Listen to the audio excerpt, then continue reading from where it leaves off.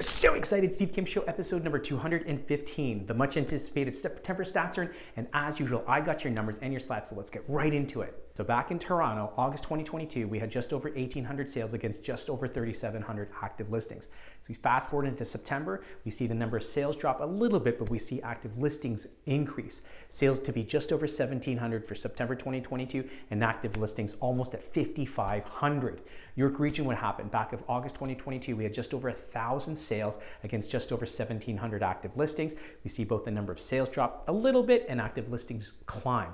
Sales to now just over 920 and active listings to just over 2,300. Now, months of inventory, this is very important to pay attention to. This is all about supply and demand. We know a balanced market hovers around 4 to 5 months of inventory.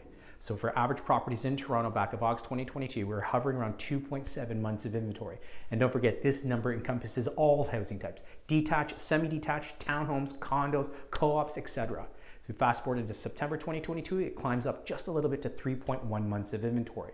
In York Region, we went from 2.2 months of inventory up to 2.5 months of inventory. So it'll be really important to pay attention to this number as we head further into the fall market.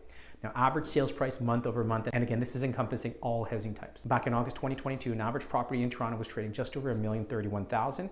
Fast forward into September 2022, it climbs at just over $1,061,000.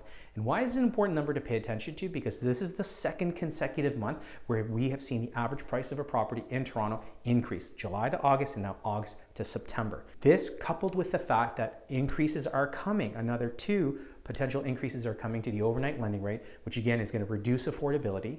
The average price of a property is starting to climb, and this simple fact that we're not seeing as many new listings coming to the market.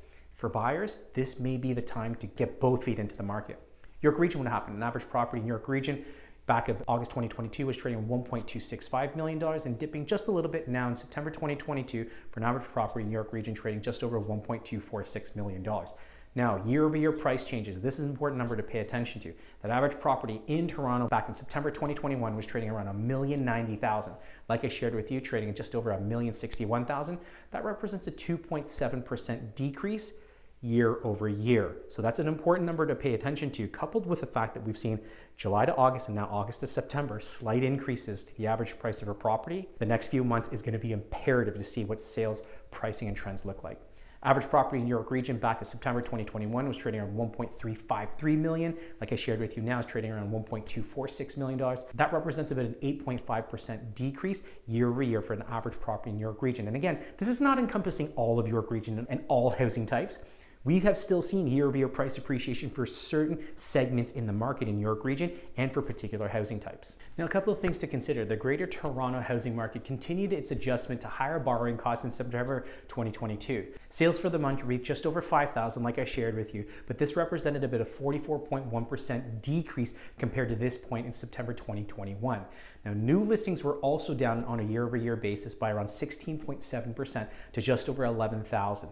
This is an important number because this was the lowest number of new listings reported for the month of September since 2002. That's right, 2 decades, 20 years. This is especially troublesome given that the stock of homes in the GTA increased markedly over the last 20 years.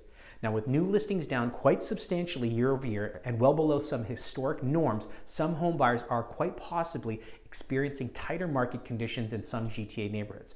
October generally represents the peak of the fall market, so it will be important to see where price trends head over the next few months. Anyways, I hope you found these numbers and these stats useful. If you have any questions whatsoever, please feel free to give me a call, send me a text, shoot me over a DM or an email.